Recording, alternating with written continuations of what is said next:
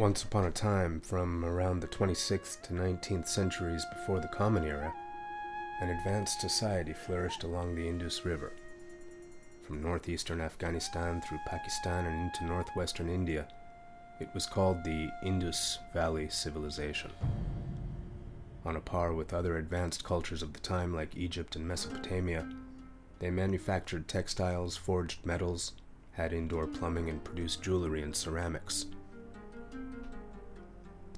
In 1928, an archaeological survey at the Mohenjo-Daro site in what is now Pakistan uncovered a collection of steatite seals that the Indus people used to mark their ceramics. Among these were several seals with depictions of a humanoid figure seated in what modern yoga parlance much later would be referred to as Siddhasana, the accomplished pose. Siddha meaning accomplishment and asana referring to the pose, and although unclear, the figure appears to have 3 faces and a horned crown. On one of the seals, the figure is surrounded by animals, so at the time of discovery, based on the location at which it was found and the understanding of the culture as we do today, it was associated with the deity known as Shiva, another name for whom is Pashupati, the lord of animals. Actually, Shiva has thousands of names, but the correlation was made and it stuck. Inscribed upon the seal were a series of symbols known today only as the Indus script, or the Harappan language. Unfortunately, as the Bronze Age language has no living continuance, it can't be deciphered. And apart from hypothesis, we can never really know what the inhabitants were thinking when the seal was produced. But the archaeologists saw a guy sitting cross-legged, and again, maybe the association with yoga was made. Poof. We have the idea that yoga is 5,000 years old. Some say it's even older. The only problem with these hypotheses is that there's no evidence to substantiate them except for these few and very vague seals. There's nothing else in the culture to suggest that yoga was a thing, yet. And it would be another eon or so before we might find such evidence.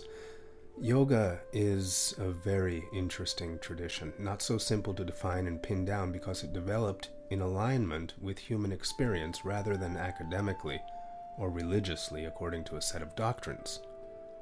Sure, it finds overlap in other Indo-Asian religions and traditions like Hinduism or Jainism, Buddhism, Sufism. Much later we'll even find overlap with mystical Judaism. But above all, yoga is practice, and central to the practice is the connection of the body with the mind. It's a psychophysical practice, wherein we find the concept of integration to be of prime importance. Integration of what? This is the fundamental point.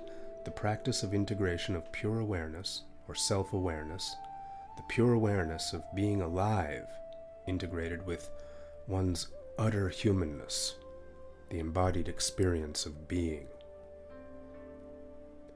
The sage Patanjali delineated the practice in the 2nd century after the Common Era, in a set of aphorisms called the Yoga Sutras.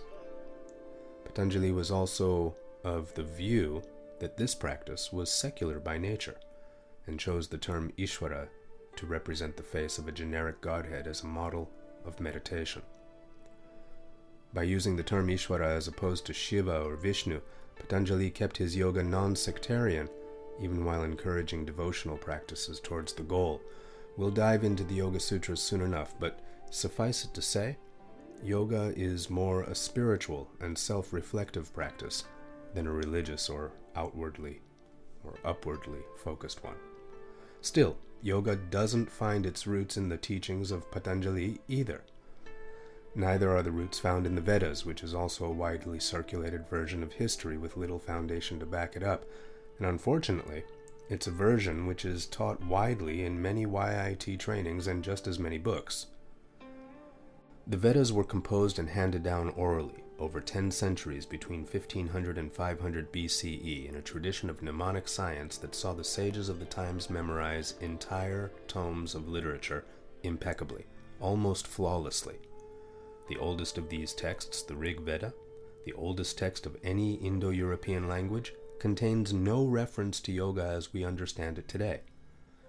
It has to be understood that if you look into the Sanskrit dictionary, you'll find 30 or so different definitions for the word yoga, one of which means to yoke or rein in, and this is precisely how it was used in rare occasions in the Vedas too. But again, it wouldn't be until Patanjali's time in the 2nd century CE that the Bhagavad Gita would present us with the term to metaphorically connote a reining in of the mind. In the Vedas, it literally meant to yoke a cow. There is an obscure reference in the last of the 10 volumes of the Rig Veda to long hairs who ride the wind and drink poison with Rudra, and yes, according to what we know today, it might be a reference to the yogin. But all evidence stops there. One might suppose that if the Vedas are truly the origin of a practice and philosophy as rich and deep as yoga, then they would quite literally be overflowing with references. But this is not the case, and it wouldn't be until the late 6th century BCE that developments as they were would finally ignite the fuse that would soon establish yoga in the public eye and begin to provide an unbroken line of evidence that flowed into the modern era. By the 9th century BCE, India was urbanizing, and society was developing as societies do. Agriculture flourished, and there was economic growth and ample trade. Hierarchies were being established. But with affluence also came poverty and a division of classes. The caste system was introduced, and that led to further challenges. Sanitation was non-existent, leading to disease and shorter lifespans. People were actually getting sicker as the society modernized. There was death in the streets. And over the course of a couple of centuries, people began to rebel against the status quo, leading to something like an ideological uprising which would come to be known as the Shramana movement. Now we see the youth taking to the streets, shouting at the establishment for a return to nature, a call to get back to our roots and live more in harmony with the natural order. It was the beginnings of a spiritual revolution that saw a new level added to the stratification of the society, the sadhu, the ascetic yogin. The yogic tradition worships the seat of consciousness, the light and the seat of realization as Shiva or Prakasha, the I Am principle. And that power of perfect self-consciousness and reflection on this principle in the divine light of pure awareness is Shiva's bride, Shakti, the goddess nature and force of his source. We call her Vimarsha. And it's through this power of self-reflection that we know ourselves as emanations of the original and come to be able to identify with love and beauty in absolute rather than finite terms of embodiment. One of the fundamental practices of the yogin is immersion, called samavesha. Immersion into this absolute, using tools like breath regulation or sensory withdrawal, meditation and inner attunement through chanting mantras, we transcend the mundane storylines of mind to re-establish an equanimity only found when all labels have found their reconciliation at that center point where all opposites must ultimately meet. The Shramana movement was ultimately all about getting back to nature. Shramana means one who strives for the truth. And these early strivers, these Shamanas, would soon set about establishing ashrams, where people of similar mindset could gather and do the same. These were some of the earliest communes wherein the ideology that had rejected the social values of their time began to develop a new idea, one that postulated a deeper, truer meaning to human existence. These ancient hippies left off the shackles of social norms, shaved their heads, or conversely let their hair grow really, really long until it matted in dreadlocks, left all their worldly possessions behind them, even their clothes, and went out into the wilderness to discover themselves through a new meditative culture that would soon begin developing into a systematic regimen of psychophysical practices that would involve long periods of meditation, specialized breathwork, and various poses designed to strengthen focus and concentration that would later come to be called asanas, but weren't yet regarded with the same importance that a more modern yoga would place on them. For the meantime, they were but gateways to a disciplined stillness. It's important to understand why misinformation about the origins of yoga is so prolific. Yoga is not a Hindu or Buddhist creation, and yet nationalists and fundamentalists alike will claim it as their own and label anybody stealing their treasure as guilty of cultural appropriation. Clearly, Buddha and the early teachings of Buddhism, while not seeding the path, offered much to its early development, but there wasn't even the slightest mention yet of the Hinduism that wouldn't come to be for yet another 1,000 years. Some hold fast even today to the claim that Buddha was actually an incarnation of Lord Vishnu, but this still leaves us in the realm of myth and legend, offering no real evidentiary trail to support a quest for truth, which is ultimately where yoga leads us, and what the Shamanas gave their lives to discover. It's hard to offer a perspective that all of the various modern branches of yoga will agree with, but the goal of yoga has never been in dispute. Awakening to one's essence and freeing oneself from the bondage that limits this recognition is the ultimate salvation and freedom that the yogi seeks. Freedom from the samskaric shackles of a mind and body that passively accumulate sensory experience to form perspective, identity, and reality based only on the cultural norms of the time, and an ultimate liberation from samsara, the wheel of life to which we are perpetually bound. These were the goals of the yogin. To attain such an abiding freedom meant that one could not attach oneself to the desires of life, or to the thoughts and feelings that supported them. And neither could one attach to the control of these thoughts, nor yet, ironically, should one utterly reject them either, lest they find themselves equally attached to aversion, just another form of attachment. Freedom demands something akin to neutrality, what Buddha would later define as the middle way. Buddha was a zealot. He was Shramana, adhering to Shramana doctrines that formed his early teachings and the foundations of Buddhism.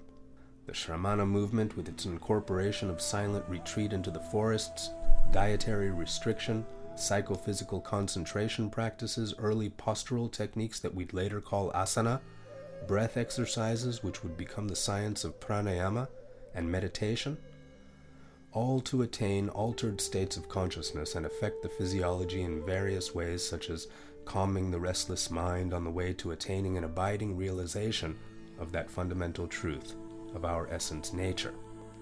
This became the basis for what the world would come to know as yoga. It wasn't called yoga yet, but expressed the underpinnings of a deep experiential and philosophical foundation that showed the connection between the body and mind and how each affected the other. Enlightenment has become a buzzword in the modern age, with two distinct schools of thought regarding this state of self-awareness. One school says that the state is exceedingly rare and difficult to achieve, reserved only for the most stoic, disciplined, or devoted to the way. The other school says that everybody is already enlightened and it but requires a slight shift in perspective, an acknowledgement of a particular view that will instantaneously relieve one of a lifetime of mind-body habit and see them easily to the goal. I'm afraid neither of these ideas, however, is very practical. The experience of self-awareness isn't in and of itself difficult. We've only but to slow down momentarily to catch a glimpse of this abiding awareness of our nature. And that abiding really is at the crux of the practice. We all know how easy it is to be triggered into some kind of reaction to experience. It's basically how we live our lives. This is what is meant by being a passive participant in the journey of life, not recognizing from moment to moment one's choice to be one way or another, or neither at all, but simply witnessing. Yoga is the practice of this abiding in steady awareness of what is, in the moment, a present and steady acknowledgement of reality. All yogic practices are geared to bringing you into this moment, this presence that you know, but move away from when the mind gets busy and runs away from you on this thought or that. This is not to say that presence is a state of perpetual no thought, not at all. We have to make a judgment just to get out of bed in the morning, but it's a consistent state of recognition and accountability, a self-reflection that is at once empowering and freeing as you tune into the moment, every moment, and go forward consciously on whichever idea your innermost self is leading you on. You don't lose your identity when you achieve awareness. You don't lose ego. You don't lose any part of your being, but rather integrate every part of your being into a cohesive whole. This is the self-actualization of our modern hierarchies, the goal of yoga.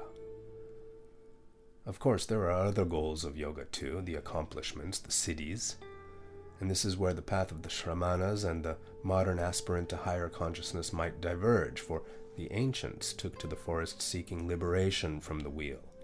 They wanted to be done with this life, but yoga can give you the keys to manifesting the life of your dreams too. You may grasp onto this life and its riches, or you may throw them off.